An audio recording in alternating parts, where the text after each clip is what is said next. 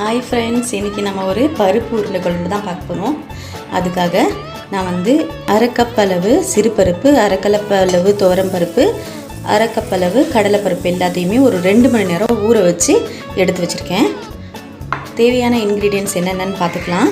தேங்காய் ஒரு 2 துண்டு அளவு தேங்காய் திருவி வச்சுருக்கேன். ஒரு 2 டீஸ்பூன் அளவு தனியா, 3 மீடியம் சைஸ் ஆனியன் சின்ன சின்னதாக கட் பண்ணி வச்சுருக்கேன். ஒரு 5லேருந்து 6 வரைக்கும் காஞ்ச மிளகாய்.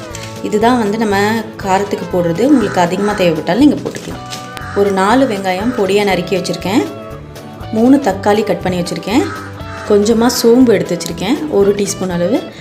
4 பச்சை மிளகாய் எடுத்து வச்சுருக்கேன். இப்போது எப்படி செய்கிறதுன்னு பார்க்கலாம் வாங்க. மிக்ஸி ஜாரில் ஒரு டீஸ்பூன் அளவு சோம்பு போட்டுக்கிறேன். நம்ம எடுத்து வச்சுருக்கிற பச்சை மிளகாய் சின்னதாக இருக்கிறதுனால நான் ஒரு 5 போடுறேன். ஒரு 4 போட்டுக்கோங்க. இந்த 4 பச்சை மிளகாய் சோம்பு போட்டாச்சு. இப்போது நம்ம ஊற வச்சுருக்கிற பருப்புக்கு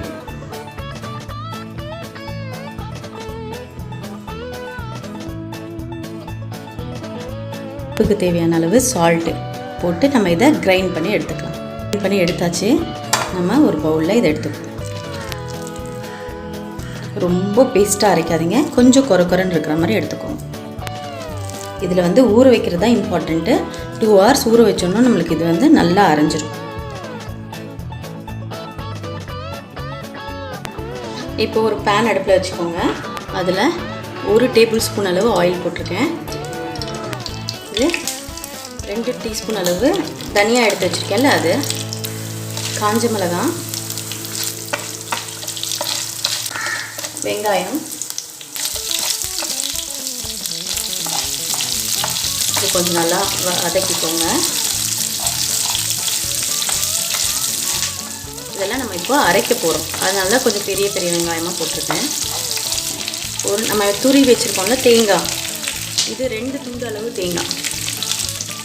இதையும் நம்ம இதை போட்டு வதக்கிக்கலாம். ஃபஸ்ட்டாக அரைச்சி எடுத்து வச்சுருவோம். குழம்பு செய்கிறதுக்காக ஒரு பாத்திரம் வச்சுக்கோங்க அடுப்பில். இதில் ஒரு 2 டேபிள் ஸ்பூன் அளவு ஆயில் போட்டுக்கிறேன். ஆல்ரெடி நான் 4 ஆனியன் கட் பண்ணி வச்சுருக்கேன்னு சொன்னல, அதில் ஒரு கைப்பிடி அளவு ஆனியன் எடுத்து இந்த நம்ம அரைச்சி வச்சுருக்கிற பருப்பில் போட்டுக்கலாம். மீதி இருக்கிற ஆனியனை தான் இப்போ நம்ம வதக்கி குழம்புக்கு யூஸ் பண்ண போகிறோம். எண்ணெய் சூடானவுடனே இந்த சோம்பு நம்ம போட்டுக்கலாம். சோம்பு பொரிஞ்சிருச்சு. இப்போ நான் கட் பண்ணி வச்சுருக்கிற ஆனியனை இது நல்லா வதக்கிக்கோங்க.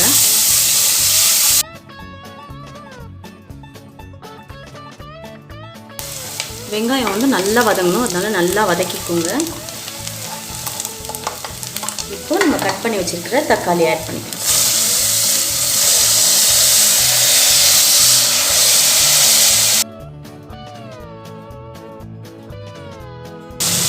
இப்போ இதில் கொஞ்சமாக மஞ்சத்தூள் போட்டுக்கோங்க.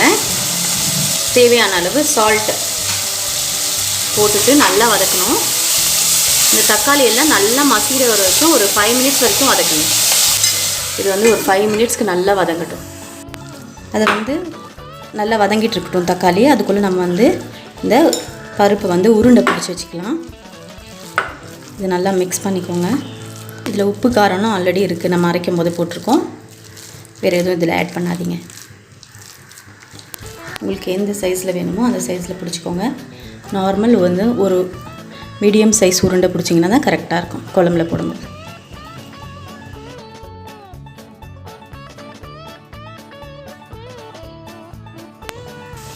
இதை உருட்டிக்கிட்டே நம்ம மீன்வெயில் தக்காளி வெங்காயம் வதங்கிருச்சான்னு பார்த்துக்கலாம். இது பார்த்திங்கன்னா தக்காளி நல்லா வதங்கிருச்சு. இப்போ இதில் நம்ம அரைச்சி வச்சுருக்கோம்ல பேஸ்ட்டு, அதை ஆட் பண்ணிக்கலாம். இது நல்ல வாசனையாக இருக்குது. இதை வதக்கிக்கோங்க.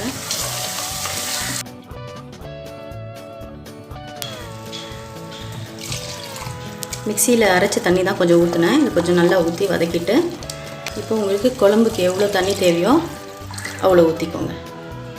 தண்ணி ஊற்றிட்டு எல்லாத்தையும் மிக்ஸ் பண்ணிக்கோங்க. உப்புலாம் கரெக்டாக இருக்கான்னு செக் பண்ணிக்கோங்க. குழம்பு நல்லா கொதிச்சிருச்சு. இப்போது நம்ம செஞ்சு வச்சுருக்கிற உருண்டைகளை இதில் ஆட் பண்ணிக்கலாம். மெதுவாக ஆட் பண்ணிக்கோங்க.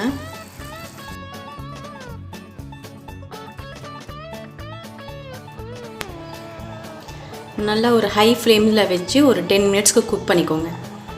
இந்த பால்ஸ்லாம் நல்லா வெந்துடும்.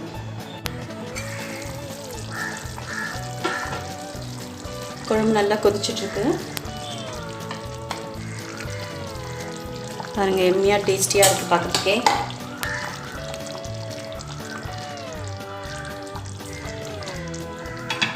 இது ஒரு 5 மினிட்ஸ்க்கு மீடியம் ஃப்ளேமில் வச்சுட்டு கொஞ்சம் இது நல்லா கிரேவி ஆனோன்னா நீங்கள் ஆஃப் பண்ணிவிடுங்க. நல்லா கிரேவி திக்காகிடுச்சு பாருங்கள். திக்கான கிரேவி ஆகிடுச்சு. நம்மளுடைய பருப்பு உருண்டைகளும் நல்லா வெந்து ரெடி ஆகிடுச்சு. இந்த ஸ்டேஜில் நம்ம இதில் வந்து கொஞ்சமாக கொத்தமல்லி தூவி ஆஃப் பண்ணி இறக்கிடலாம். கொத்தமல்லி போட்டுட்டு ஆஃப் பண்ணிவிடுங்க. இந்த மாதிரி ஒரு டெலிஷியஸான பருப்பு உருண்டை குழம்பு நீங்களும் செஞ்சு பார்த்து உங்கள் கமெண்ட்ஸை எனக்கு மறக்காமல் மென்ஷன் பண்ணுங்கள். தேங்க்யூ. பாய்.